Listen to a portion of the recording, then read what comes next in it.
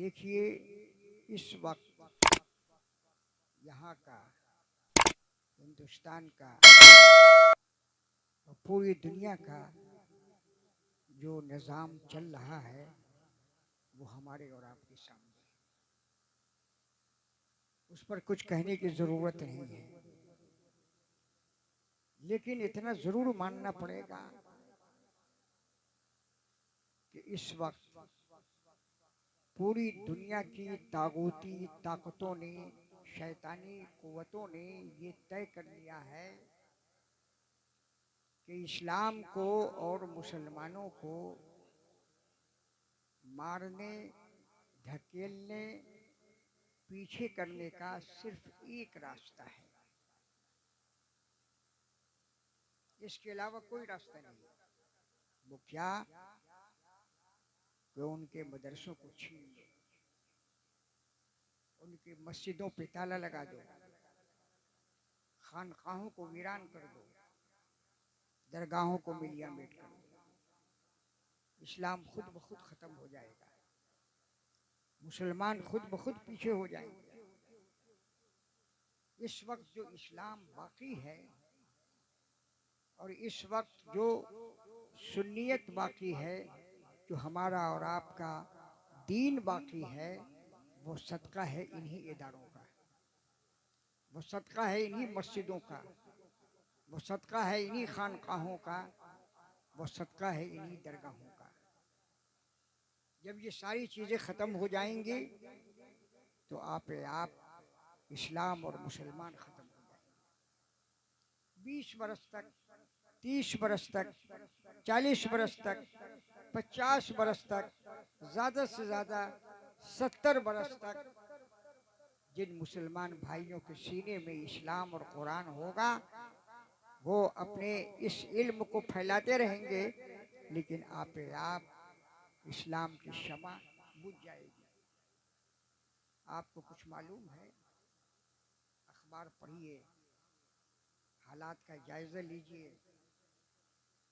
कुरान की रोशनी में हमारे इस स्टेज पर बड़े एक नौजवान आलिम, हमारे मिसबाही भाई हैं और बड़ी अच्छी तकरीर इनकी होगी। इस वक्त जब आप इस्लाम का मुताला करेंगे तो ईसाई यहूदी के खिलाफ कुरान कहता है और यहूदी ईसाई के खिलाफ है। ईसाई कहते हैं कि यहूदी बातिल मजहब है और यहूदी कहते हैं कि ईसाई बातिल है, और इन दोनों के मुखालिफ मुशरिक हैं, इसलिए कि वो अपने तौर पर किसी न किसी तरह खुदा को मानते हैं, लेकिन मुशरिक वो है जो बिल्कुल खुदा को नहीं मानते।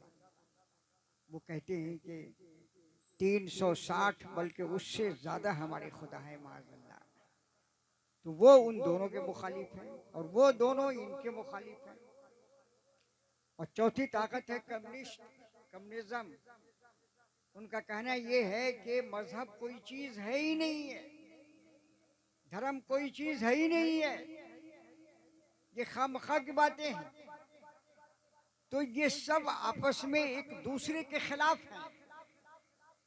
लेकिन हाँ, इस वक्त पूरी दुनिया में ये चारों तो ताकतें इस्लाम और मुसलमानों के मुकाबले में एक प्लेटफॉर्म पर है।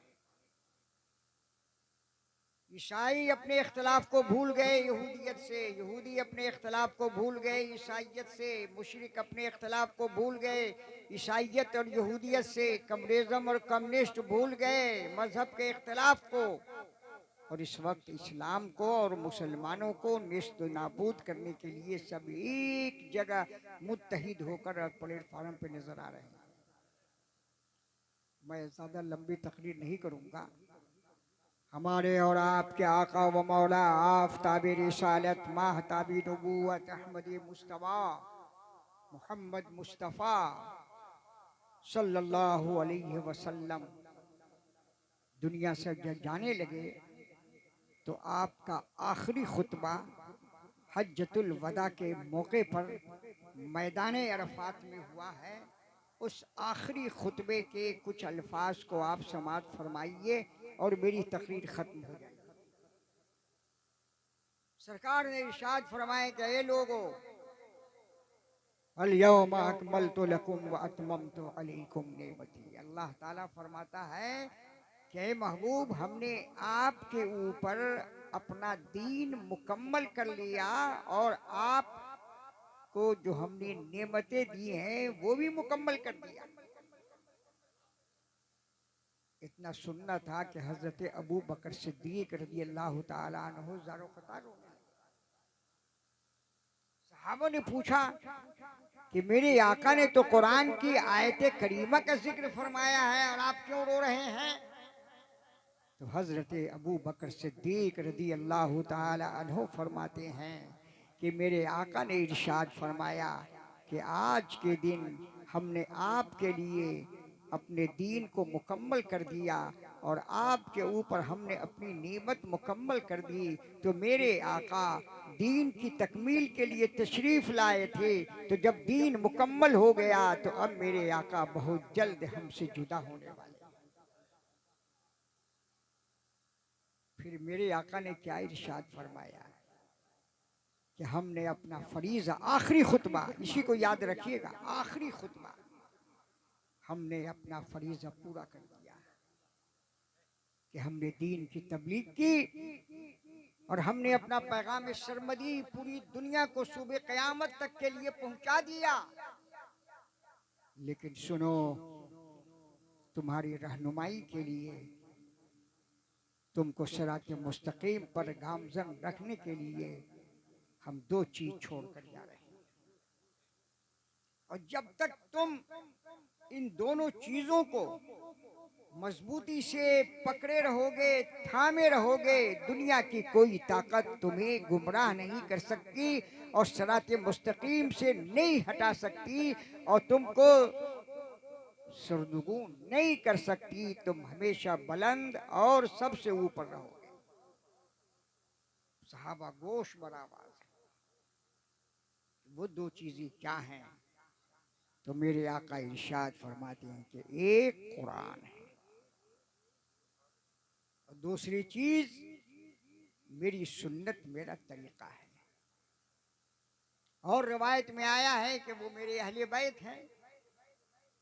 दो चीजें छोड़ के जा रहा हूं, जब तक तुम इन दोनों चीजों को मजबूती से पकड़े रहोगे तुम गुमराह नहीं होगे और ये तख्त और ये ताज, ये सरबुलंदी, ये मुल्क, ये हुकूमत, ये फरमा रवाई सब तुम्हारे कदमों के नीचे होगी।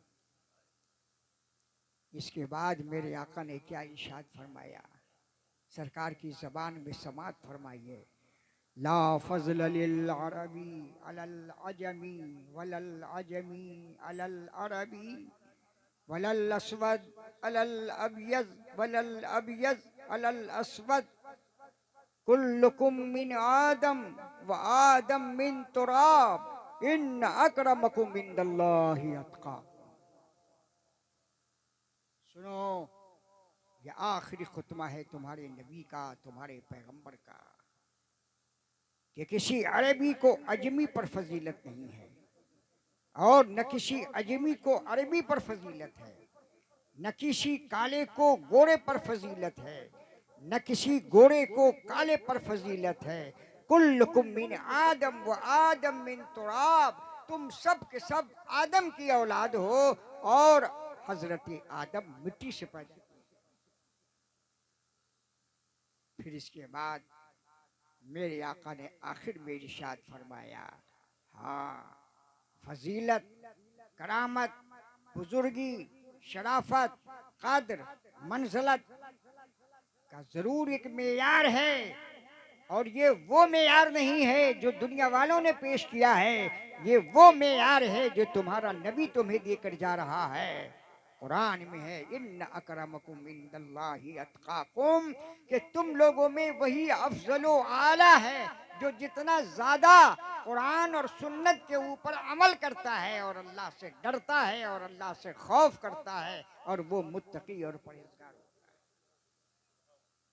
अब आप सरकार के इस आखिरी खुतबे की रोशनी में हालात का जायजा लीजिए। क्या हमारा और आपका और दुनिया के मुसलमानों का इसके ऊपर कोई अमल है?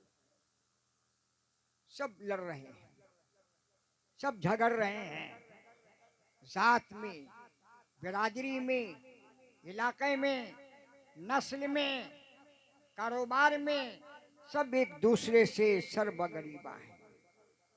ये अरबी जिनको अल्लाह के रसूल ने बड़ा अफजल आला बनाया और कुरान ने फरमाया कि हमने कुरान को अरबी जबान में नाजिल किया, लेकिन ये अरबी खुद अपने अरब की सरजमीन पर एक दूसरे से दस्त बगरीबा है।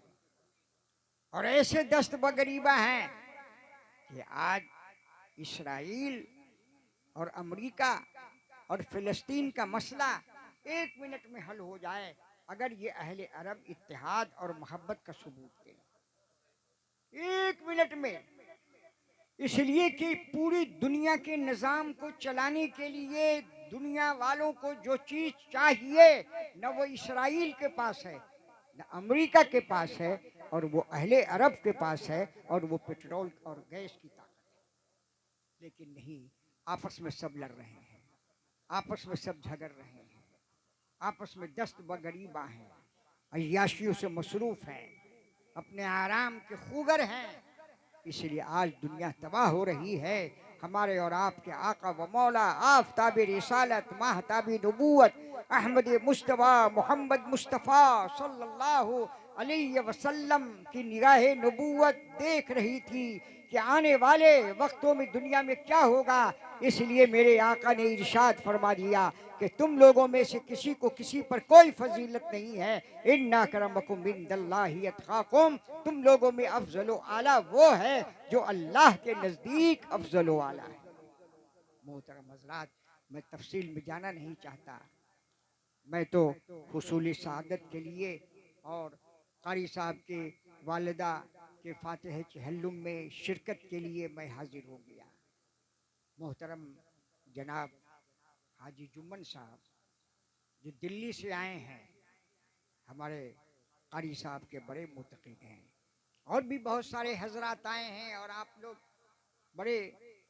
लोग इनके मुतक़िद हैं। लेकिन सुनिए, हजारों हजार की तादाद में मेरे शागिर्द हैं। 1975 में मैं फारिग हुआ और उस वक्त से अब तक पढ़ा रहा हूँ। 30 साल से बुखारी शरीफ पढ़ा रहा हूँ और अब भी बुखारी शरीफ मुस्लिम शरीफ पढ़ाता हूँ।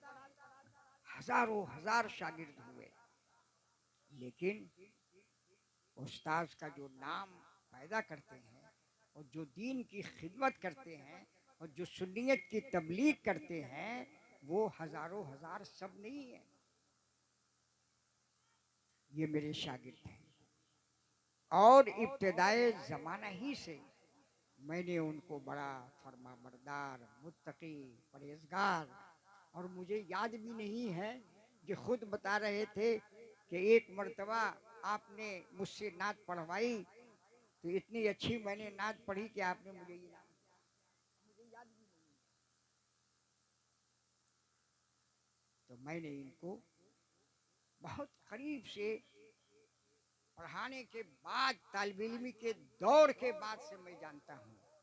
तकवा, तहारत, परहेजगारी, दीन की खिदमत की लगन, मदरसे को तरक्की देना और उसके साथ साथ तसल्लुफ फिर दीन, सुन्नियत के लिए अपने को फना कर देना, ये जज्बा अगर किसी के अंदर मैंने देखा तो मुरादाबाद की सरजमीन पर जो चंद हजरात हैं उनमें एक ज़ात अजीज ग्रामी कदर जनाब मौलाना कारी सोफी पीर मुस्तकीमुल कादरी साहब। ये जो मदरसा आप देख रहे हैं, यहाँ आने के बाद मेरा दिल बाग बाग हो जाता है। खुशी की इंतहा नहीं रहती कि अल्लाह अकबर, कि यहाँ कुरान की तालीम हो रही है, हदीस की तालीम हो रही है, इस्लाम को बाकी रखने का हथियार पैदा किया जा रहा है। और हमारे और आपके आका व मौला आफताब रिसालत महताब नबूवत अहमद मुस्तफ़ा मोहम्मद मुस्तफ़ा सल्लल्लाहु अलैहि वसल्लम ने इरशाद फरमाया कि अल इल्मु सलाही, अल इल्मु सलाही। हम और आप, दुनिया के सारे लोग, मैं तफसील में नहीं जाना चाहता, मूड है तकरीर करने का, लेकिन मौजू बहुत आगे हो जाएगा। हम चाहते हैं कि सभी मिलके प्रोग्राम में शरीक हो जाएं। सरकार ने फरमाया अल इल्मु सलाही, इल्म मेरा हथियार है, इल्म मेरा हथियार है, इल्म मेरा हथियार है। आज एक यहूदी का एक कौल मेरे सामने आया कि यहूदी पूरी दुनिया में साइंस और टेक्नोलॉजी में बहुत तरक्की पे है। ये जो मोबाइल है ये उसी की देन है, ये कंप्यूटर है ये उसी की देन है। उससे किसी ने पूछा कि तुम ये टेक्नोलॉजी और ये साइंस और ये तरक्की कहाँ से लिए हो, तो उसने कहा कि हमने कुरान से लिया, हमने कुरान से लिया है। तो अमेरिका वाले, इसराइल वाले, यूरोप वाले, नाटो वाले, अफ्रीका वाले, जिनका इस्लाम से ताल्लुक नहीं है, वो कुरान पढ़ के टेक्नोलॉजी की ऐसी ऐसी ताकत पैदा कर दी कि 1 मिनट में आइटम बम के जरिए से पूरी दुनिया को खत्म कर दे। लेकिन ये अहले अरब, जिस सरजमीन पर कुरान नाजिल हुआ, जिनकी जबान में कुरान नाजिल हुआ, वो ऐश और इशरत में इस कदर मसरूफ हैं कि उनको न अपने से ताल्लुक़ है, न दीन से ताल्लुक़ है, न इस्लाम से ताल्लुक़ है, और न दुनिया के मुसलमानों से कोई ताल्लुक़ है। कहने के लिए तो बहुत सारी बातें हैं। आप लोग खुद हालात जो इस वक्त चल रहे हैं वो खुद आपको महसूस कर रहे हैं।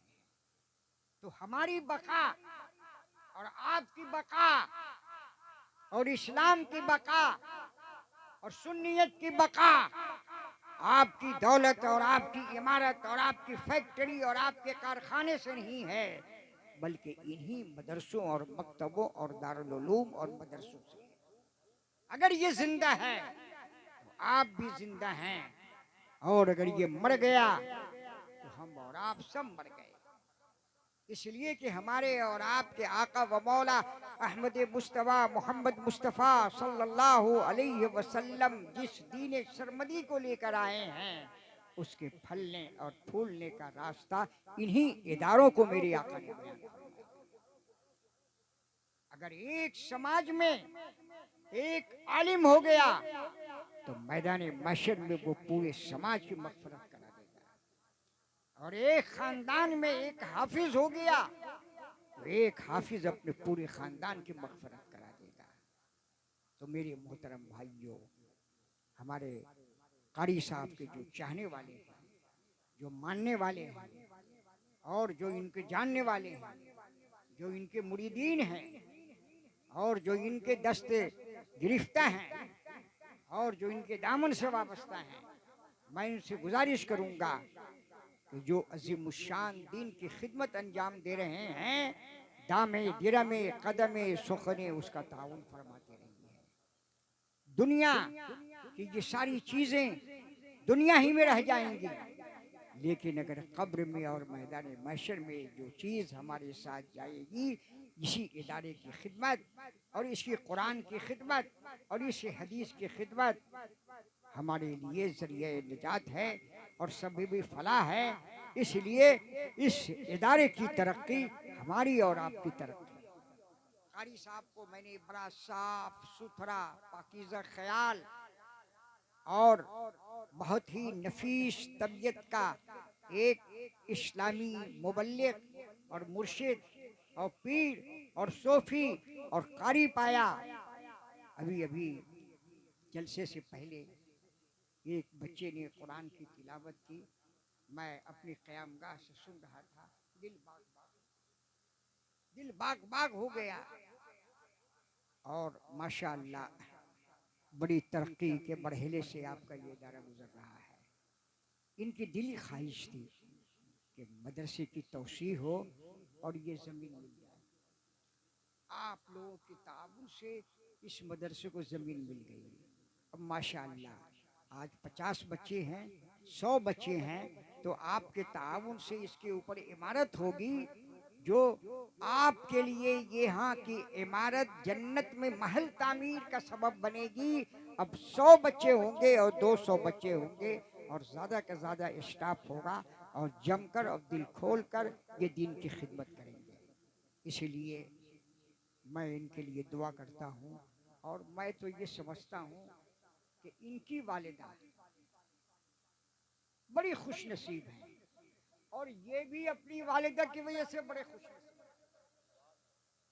इनकी वालिदा बड़ी खुश नसीब हैं कि अल्लाह तबारक व तआला ने उनके बेटे को फरमा बरदार नेकबख्त बनाया और एक साहिबजादे को कारी और आलिम और सूफी और पीर बनाया।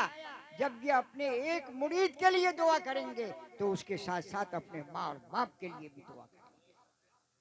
और एक आलिम के हाथ से उनका जनाजा उठा, जनाजे की नमाज पढ़ी गई, कफन हुआ, दफन हुआ, तदफीन हुई और आज महफिले 40वां मुनक्किद हुई। तो मैं ये समझता हूँ कि इनकी वालिदा बड़ी खुश नसीब है कि ऐसा होनहार बेटा अल्लाह तबारक व तआला ने उनको अता फरमाया। और ये भी बड़े खुशकिस्मत हैं कि ना जाने किन किन मरहलों से गुजर कर इनकी माँ ने इनको पढ़ाया और लिखाया और सूफी बनाया, कारी बनाया, पीर बनाया, मुर्शिद बनाया, हाफिज बनाया, आलिम बनाया और मदरसे का मोहतमिम बनाया, दीन का पासबान बनाया। लिहाजा ये भी बहुत खुशकिस्मत है। और हमको तो हमारे बुजुर्गों ने ये बताया है और सरकारे दो आलम सल्लल्लाहु अलैहि वसल्लम ने फरमाया है कि औलाद के हक में माँ और बाप की दुआ आहा तिरियाक है, नुस्खे कीमिया है। इसलिए फरमाया गया कि तुम अपने माँ और बाप के कदम के नीचे जन्नत तलाश करो। बड़े बदनसीब हैं वो औलाद जिनसे उनकी माँ और उनके बाप खुश नहीं थे। हुक्म ये है कि जब तुम सुबह अपने कारोबार के लिए निकलो तो अपनी माँ और अपने बाप पर एक नजर डाल के निकलो, इसलिए कि उनकी ज़ियारत से तुम्हें खुशी होगी और तुम्हारे माँ और बाप को खुशी होगी तो अल्लाह तबारक व तआला तुम्हारे रिस्क में और कारोबार में तरक्की अता फरमाएगा और तुम्हारे सफ़र को कामयाब फरमाएगा।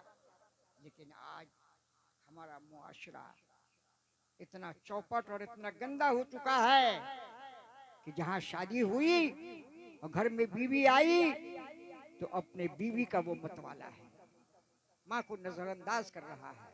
अल्लाहु अकबर। हदीस शरीफ में आया है कि एक माँ को बच्चे के पैदाइश के वक्त जो दर्दे ज़े होता है, अगर उसकी औलाद पूरी जिंदगी उसकी खिदमत करे और तलवे पर तेल की मालिश करे तो वो उस दर्द का बदला उसकी औलाद अदा नहीं कर सकती। लेकिन अफसोस कि आज हमारे आलिम उलमा और इमाम और पीर और मुर्शिद से कहते हैं कि मेरा बेटा नाफरमान हो गया, दुआ कर दीजिए। अरे बेटे, तुम अपनी माँ को भूल रहे हो और अपने बाप को भूल रहे हो। सरकार ने तो ये फरमाया कि अपने पड़ोसी को नहीं भूलो अगर कि वो पड़ोसी किसी भी मजहब का हो, और ये तो तुम्हारा बाप है और ये तो तुम्हारी माँ है। अगर इस ताल्लुक से मैं हदीसें सुनाऊं तो काफ़ी वक्त लगेगा। लिहाजा मैं कारी साहब के इस गम में शरीक हूँ कि इनकी वालिदा इनसे रुखसत हो गई, लेकिन आज उनको फातिहा चहल्लुम के ज़रिए से उनको याद किया जा रहा है और इस सवाल सवाब किया जा रहा है और आप हज़रात तशरीफ़ लाए हैं और हमें भी जाना है, आपको भी जाना है। आज हम जाएंगे, कल आप जाएंगे, परसों हमारी औलाद जाएगी, नरसों उनकी औलाद जाएगी और कुरान की ये आयत करीमा जो हमने पढ़ी है उसका तर्जुमा सुनिए और मेरी तकरीर ख़त्म हो जाएगी। क्या मेरे आका हमारे उलमाए कराम हैं, वो भी समाज फरमाए।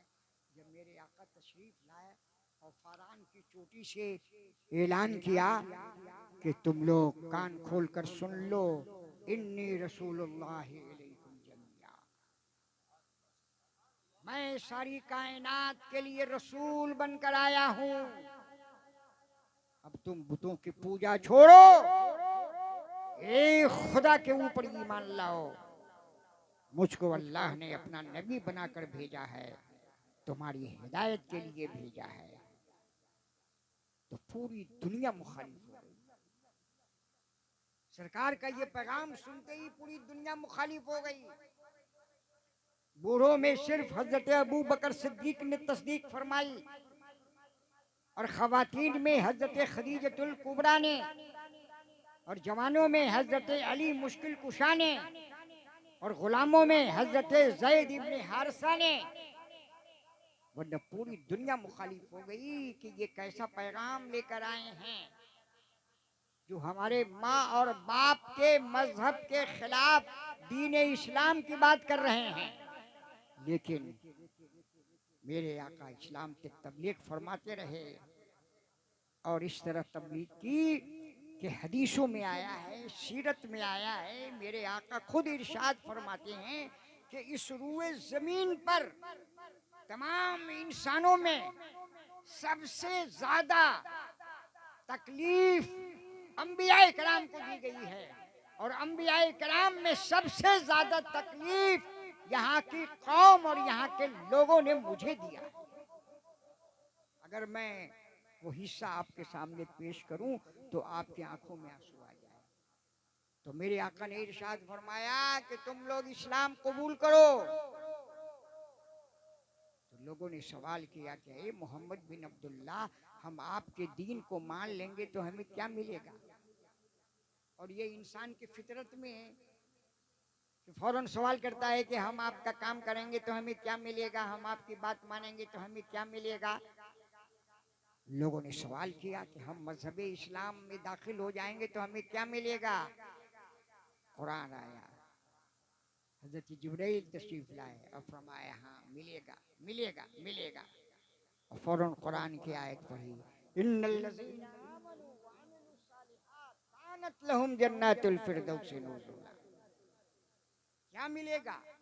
अगर तुम ईमान ले आओगे और अमल करोगे तो अल्लाह तबारक व तआला मैदान महशर में तुम्हें जन्नत अता फरमाएगा, जन्नत अता फरमाएगा।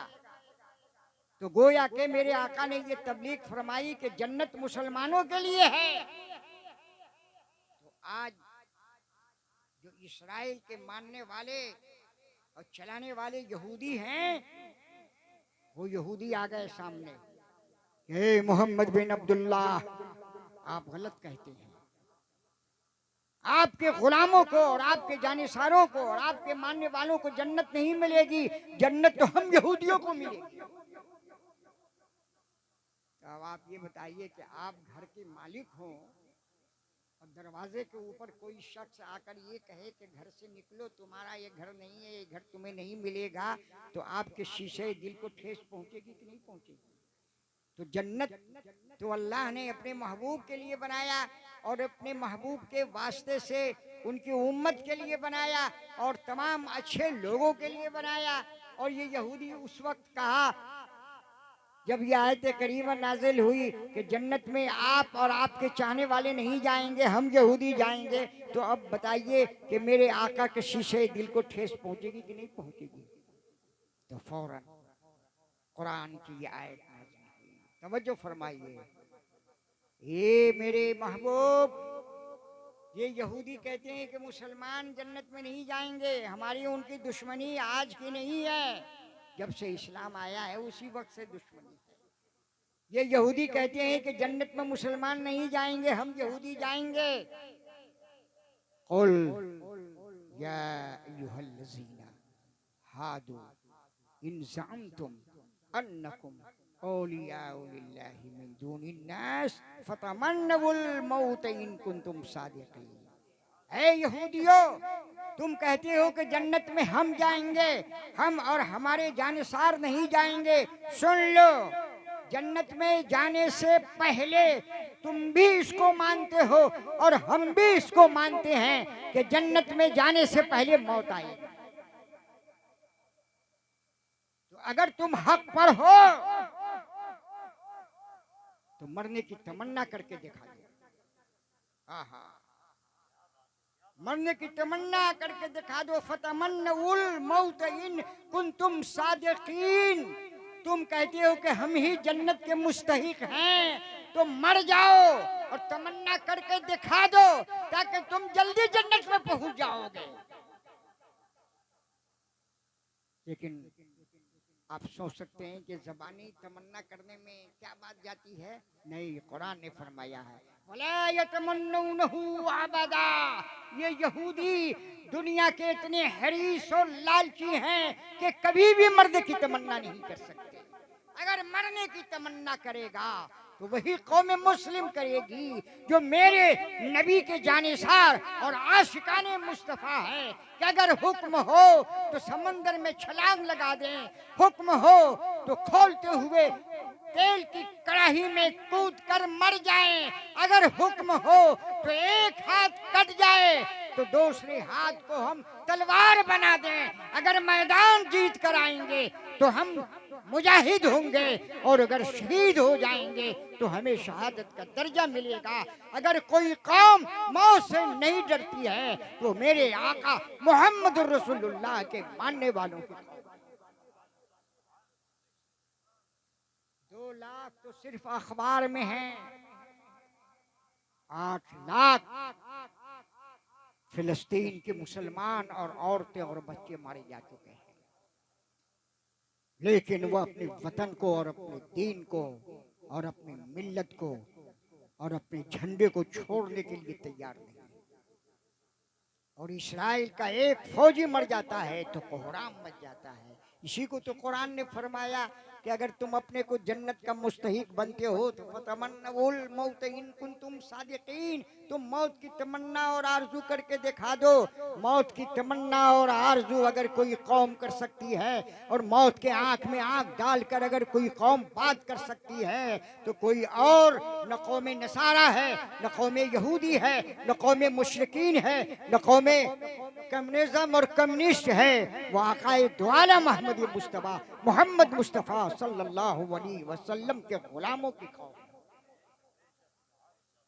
और फिर मेरे आका ने इरशाद फरमाया, कुल आप फरमा दीजिए इन्नल मौत अल्लज़ी तफिर्रून मिन्हु, कि मौत जिसको से तुम भागते हो, हम भी भाग रहे हैं, आप भी भाग रहे हैं, इल्ला माशाअल्लाह, लेकिन नहीं फ़इन्नहु मुलाक़ीकुम,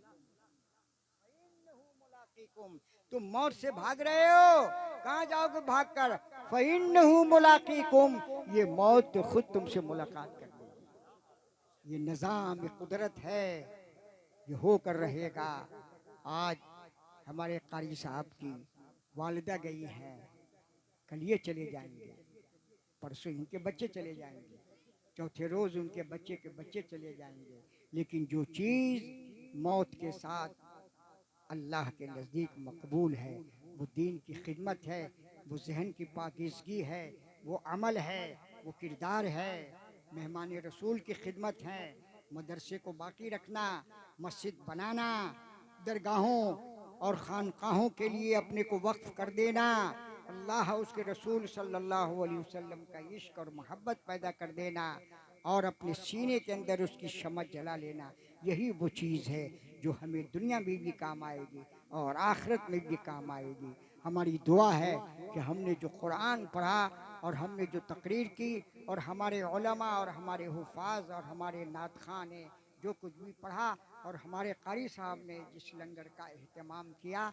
अल्लाह तबारक व तआला उसे कबूल फरमाए और इसका सवाब कारी साहब की वालिदा को अता फरमाए और जन्नतुल फिरदौस में उनको आला से आला मकाम अता फरमाए और हज़रत सैयदा तैयबा ताहिरा फातिमा ज़हरा के कनीज़ों में जगह अता फरमाए और आपका दामन इफ़्फ़त का साया आपकी वालिदा को अल्लाह ताला अता फरमाए। आमीन। और ये मदरसा जिसका ताउन हमारे हाजी जुम्मन साहब और आप लोगों में जो सरमायादार हैं या जो अपनी अपनी हैसियत के मालिक हैं, जो कारी साहब के आवाज़ से आवाज़ मिलाकर ताउन करते हैं, अल्लाह तबारक व तआला इस ताउन का सिला उनको दुनिया में भी अता फरमाए और आखिरत में भी अता फरमाए।